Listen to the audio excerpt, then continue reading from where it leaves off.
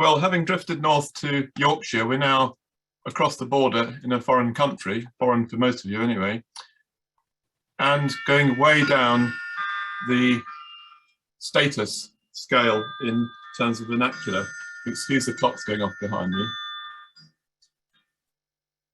So I showed a crucial lamp lit there, the standard way of lighting the early buildings in Scotland, and I also burned that flame in memory of my soulmate and close collaborator in vernacular and local history, Paul Bishop, who we just buried in our local churchyard on Wednesday. Now, what do I mean by pre-improvement? Well, post-improvement farmhouse, as shown here, a courtyard arrangement very much symmetrical, following the tenets of the Scottish Enlightenment and following the wave of agricultural improvement that swept across Scotland in the late 18th century. Not only did agricultural practice improve, or at least change, but most of the older buildings were swept away, so that the surviving longhouse type buildings are very much treasured.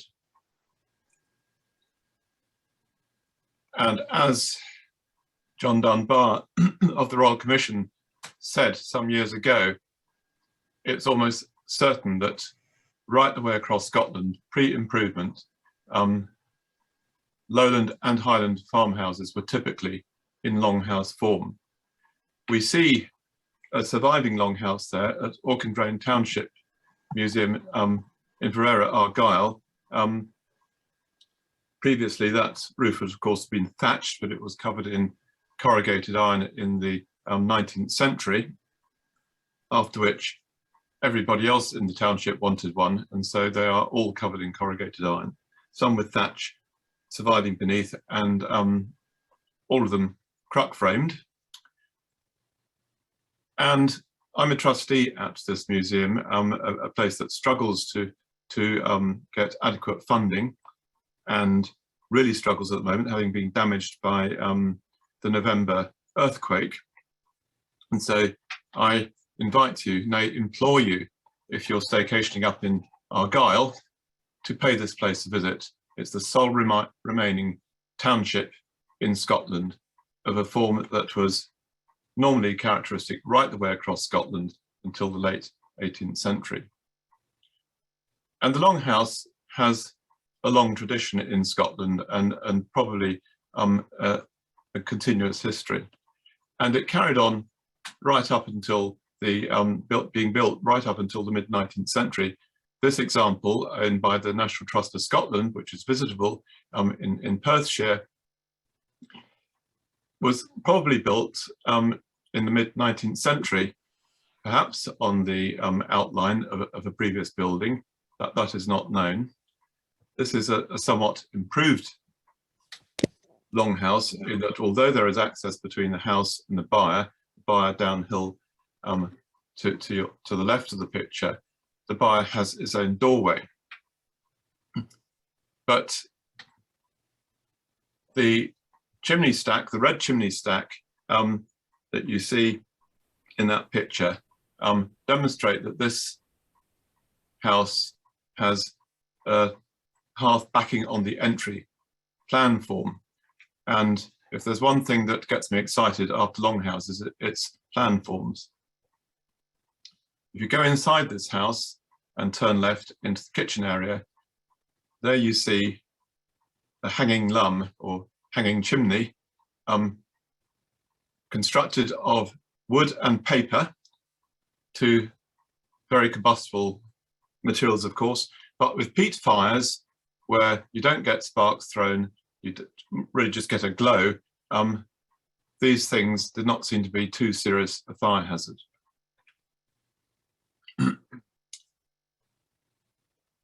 The features of Scottish longhouses, a linear range of buildings under one roof, of course, a shared entrance for animals and humans normally, yes.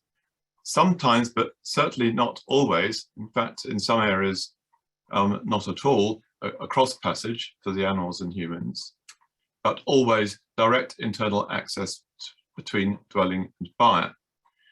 The examples we see here have a central peat burning hearth and no kind of barrier between the kitchen and byre. It was mentioned earlier that the cows liked to see the fire, but in addition to that, the humans got from each cow the equivalent of a 2-bar electric fire. And of course, the cattle were their most precious asset. So I mentioned the continuity of longhouses in Scotland. Pitcairnmick Longhouse in Perthshire is Pictish, so of the Iron Age period. The following two, Jarlshof and Hamar in Shetland, are Viking, often boat-shaped houses rather than parallel walls. Kintore is a medieval one in Perthshire. Glenorchy is a 17th century one in Lanarkshire, and the dents you can see in the further wall of these footings represent the crux slots. And a surviving longhouse in Perthshire, Camptony, cruck framed and still standing. Now, with the general views of agriculture in the late 18th and early 19th centuries, those reporting on the houses in Scotland were usually pretty scathing. This is just one example, words like disgusting being used. One author said the turf and thatch house, if not looked after carefully, would fall down in a season, and the best place for it is the compost heap.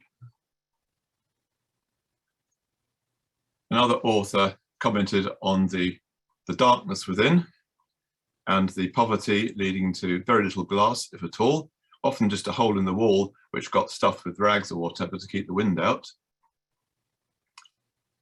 But not all was so negative, as we will see shortly. So as time went on, this partition wall was often built, and the hearth might migrate to it and be perhaps provided with a hanging lum, and the wall being a fireback or a separate fireback being provided if the wall was of flimsy material. But in the peat burning areas of the Highlands, box beds might be used as partitions, and the central hearth might be retained. I should point out that the kinds of buildings I'm speaking of are very much mainland buildings and are quite distinct from the well-known black houses of the Hebrides. Here is a more positive take on the Longhouse, written by Dorothy Wordsworth, who visited in the early 19th century. And she's speaking of a house that is not many miles from where I now sit. In the first paragraph, she's quite clearly describing a longhouse in terms of the entry and the byre being on one side and the kitchen on the other. But particularly positive, she says in the last line there, before breakfast, the housewife was milking behind the chimney, and I thought I had seldom heard a sweeter fireside sound. Note there, 3 apartments, something that has already been mentioned today, and indeed, there are quite a few points of contact between these Scottish houses and themes that were raised earlier today. So on to my favourite topic of plan form and the hearth entry plan. So if we take this as an example of a typical longhouse, which may or may not have a cross passage, in this case it does, we have some examples. Here is a drawing of a building near Stirling, a drawing of a survivor into the 19th century, but we can see quite clearly there that the positions of the door where the person is standing with respect to the chimney shows that the entrance is backing onto the hearth. Here is a picture of a remarkable kind of house.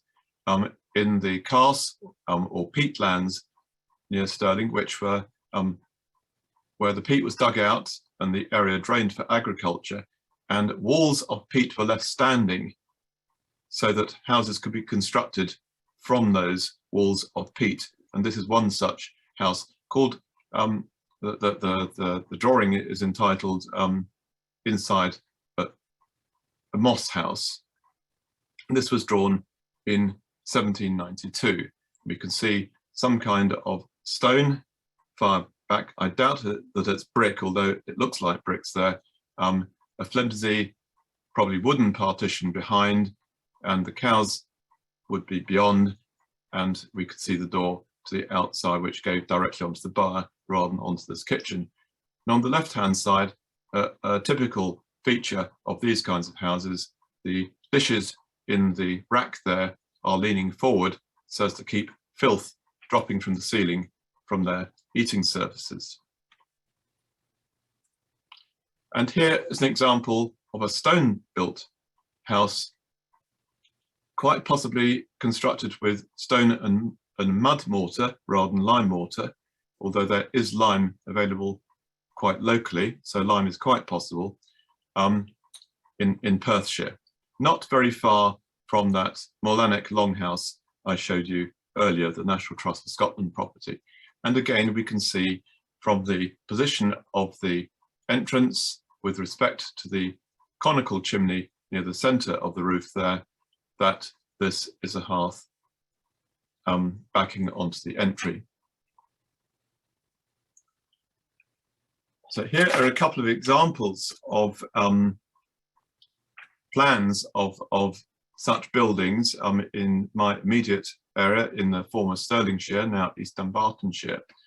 This first one doesn't perfectly fit the kind of plan that I was showing you earlier, because the byre is way downhill, way away from the kitchen, with a service room between, and you go in through the kitchen, and to get to the byre you cross the kitchen and the service room down to the byre, and there is a cross passage here.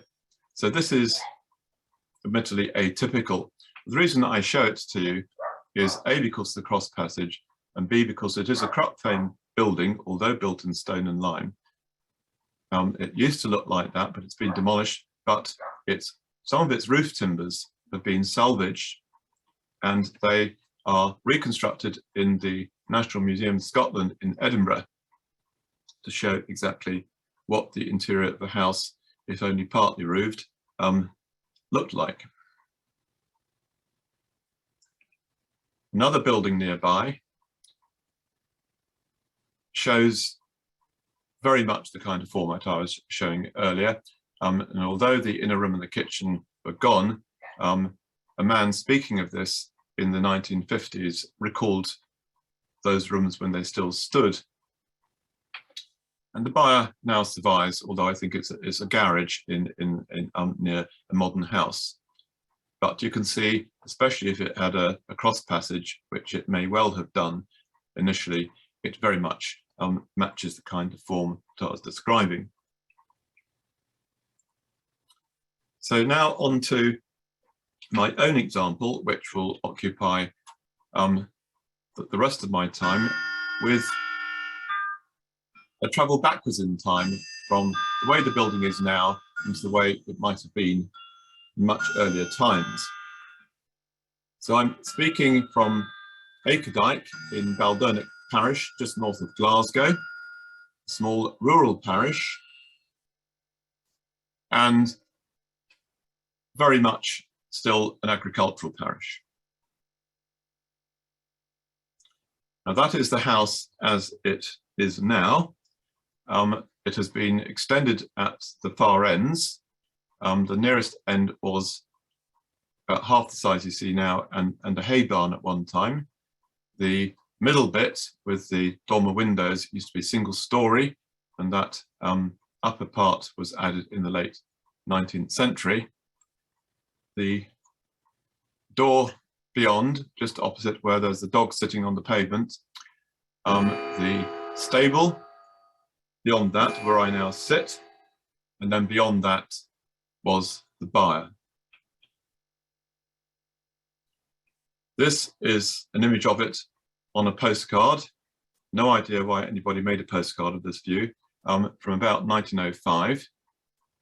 My room not marked with an X, but we can see that the byre is still operating as a byre. We can see that it has a dovecot, or in Scots, a ducat dormer above the byre door, but that otherwise the building is fundamentally unchanged from what you see nowadays, except for those extensions at each end.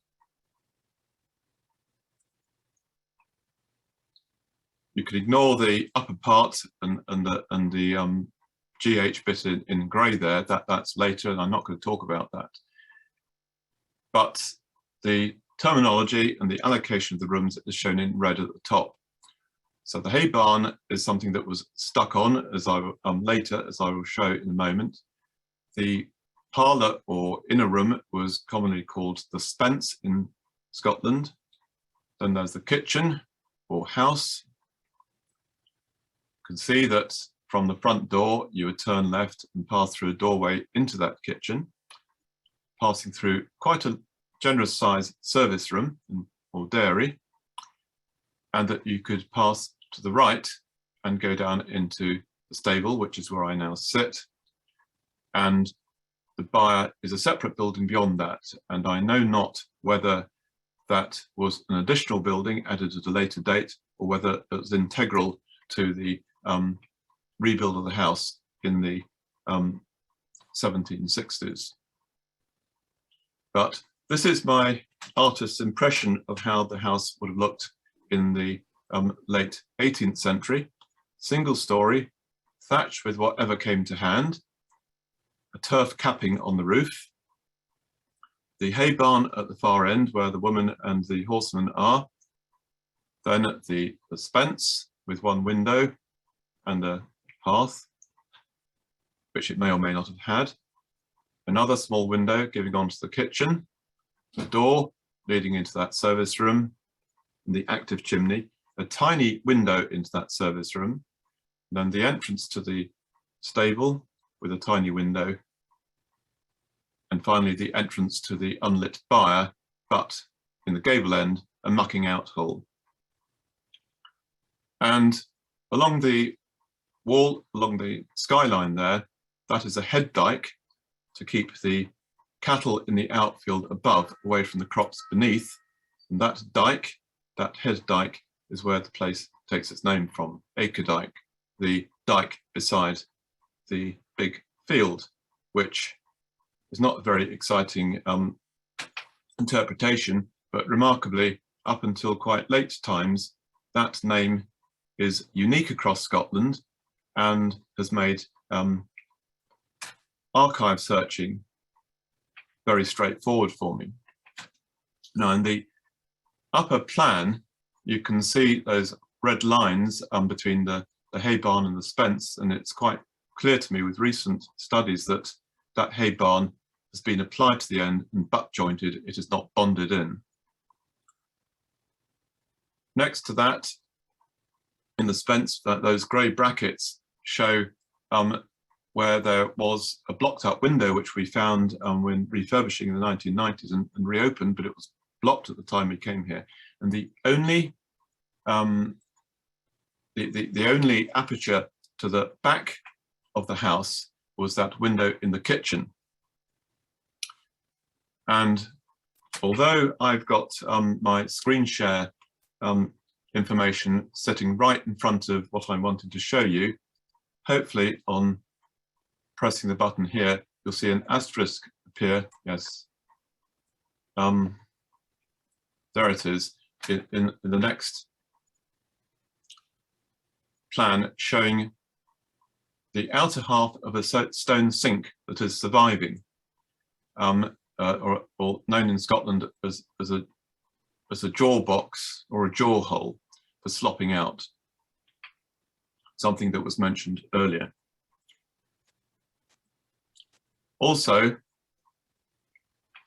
in here is a notch in the wall by the door of the stable. Possibly it was byre and stable combined in earlier times, and I will return to that in a few moments. I'm just going to pop back because of the screen sharing information at the top of my screen. It's preventing me from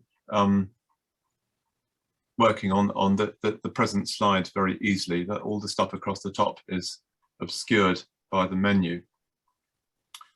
So as I said, I'm not certain whether that buyer at the far end was applied and butt joined or bonded in. It is very hard to tell, but something noticeable along the back here of the building are boulders sticking out, quite big boulders and footings, because I believe this was originally, at least the part between the red bars at the left-hand side of the screen and the blue bars at the right-hand side of the screen, was probably a mud-built building, cruck-framed, and you can see there in the lower picture that the house, or you can perhaps visualize that the house is sitting on a terrace that has been cut into the hillside. And owing to COVID and me not being able to get out more, I spent some time calculating the volume of that terrace that they cut. And so the weight of soil, which is about 400 tons, and that would have been sufficient to build mud walls, given the amount of subsoil that they've been able to get out of it, sufficient to build the walls of a house of just the shape that you see there. And the present house is quite clearly built upon the footings and footprint of an original, much smaller longhouse. So the present building, as I said, was built in the late 18th century, and with a chimney backing on hearth entry. And I've mentioned the boulder fittings, and there's a batter to the rear wall. So let's now look at the place. I just remind you of that notch in the wall there, which is, I think, an original crux slot. So outside the house, looking along an alleyway that was built or dug in the 19th century, originally the hillside came down and bore right against the back of the house. And all of the apertures except the kitchen window are later. The aperture nearest you in the picture is the doorway behind me from the stable, and you can see the footings there and the batter to the wall. And at the far end, you can see some huge boulders. And you might just be able to see, just before the far end, a boulder sticking out with an orange. It's a hose lock attachment on an outside tap attached to it. That is the jaw box or jaw hole of the stone sinks sticking out. And from the other end of the alleyway, we could see these huge boulders, which you more or less have to limbo around. When I first moved here in the early 80s, I decided to do a bit of tidying up work to the pointing of these boulders, and then discovered to my horror that it was not mortar that was bonding them, but mud. So I stopped work very quickly and sealed them off. Inside, coming in the front door and turning left, you see the door into the kitchen there, the doorway into the kitchen, and we can see some reused crop timbers as lintels above that doorway, and above this rather peculiar, what looks like a blocked off doorway, but I'm convinced it was built that way in order to be blocked off to provide a wall cupboard, press or aumbrey on the other side of the wall, as we shall see later. Some of the stones to the right hand side of that picture, you can see are quite smoke blackened, and I'm sure they were part of an original fireplace or fireback, and they've got reused in the rebuild with stone and lime rather than just perhaps stone and mud, and previously mud or turf. And we can see some wood pegs in that reused cruck timber, and you might be able to see that there's a trench on the other side of that timber there, which is at just the right angle for that to be the collar beam of a cruck frame. I'm convinced these pieces of timber are from crucks because really there's nothing else they could have belonged to. These pieces we're looking at are oak. Elsewhere in the house, between the kitchen and the spence, there are some Scots pine lintels that were crock timbers as well. They've got various pegs and joint gouges in them. And when I exposed those in the early 1980s, when I moved here, they were crusted with peat soot. Going through that doorway into the kitchen and looking back at that doorway, that is what we see now. The fireplace has been, the face of it's being reconstructed because it was vandalized owing to 1960s fashion. I wouldn't call it taste, but fashion.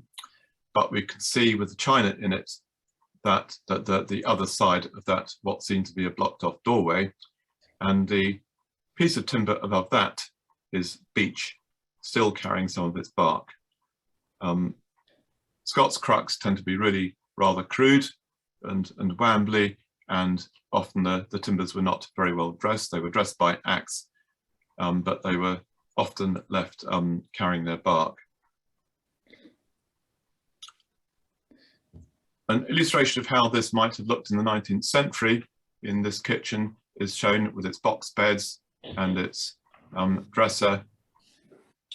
And this time the dog is a Staffordshire dog or Wally dog in the window rather than a dog sitting on the hearth. This is at Auchendrane again. The byre at Auchendrane of the same building looks like that. This is unusual, this one, because it has a door in the end rather than just a mucking out hole, but the entrance for the stock would still have been through the front door of the building shared with the humans. And the stable is like this in an adjacent house, separate house. Now, if we come back to that crux slot that I was talking about in the room where I sit now, the old stable at Acredyke, we see it there. That looks very shallow, of course, but I'm convinced that the pile of boulders on the left-hand side of the image have just been stuck in there to fill a void, because there's quite clearly a padstone at the bottom. Above the boulders there, the wall has been damaged and rebuilt in brick in order to heighten the lintel of the doorway to the outside when the floor, which is much lower, mud floor, was raised for a suspended timber floor when the place was converted to a cottage in the early 20th century. And we can see an example of a crux slot beside the door having been opened into the space long after the building was constructed, in that stable at Auchendrane, cruck running down into what seems to be a very precarious position right by the doorway. So going a bit further back in time, some years ago, I came across a piece of local history gold, a will or testament relating to this very site from 1603, and not just a short paragraph, but nearly 3 pages of it. It's the testament testamentar, meaning that it was a testate will rather than an intestate one. The testament testamentar, an inventory of the goods, that is the animals, the stock, gear, that's the household effects, sums of money, and debts pertaining to the umquil, meaning late or some while, John Stephen in Acredyke of Balmore. That has to be this site. There's nowhere else around here where it could have been. He was a flax merchant, and I mentioned him in my members meeting talk last autumn.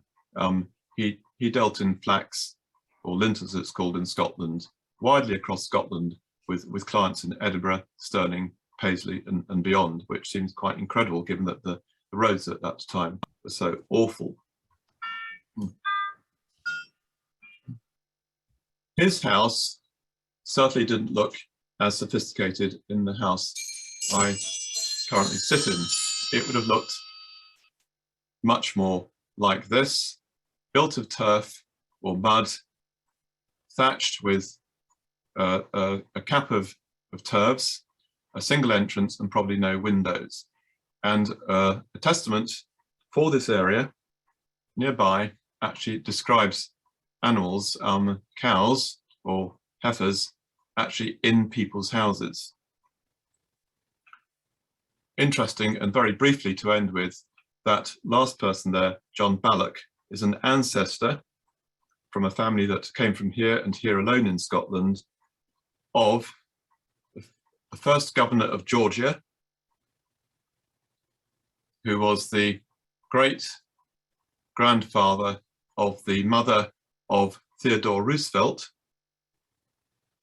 Theodore Roosevelt's brother had a daughter called Eleanor, who married Roosevelt and became Eleanor Roosevelt. There is a direct connection between Aldernach and the Roosevelts, and a place, an antebellum mansion, plantation mansion near Atlanta called Bullock Hall. But that's another story, so I better just shut up at that point and blow out my cruisie, and thank you for your attention.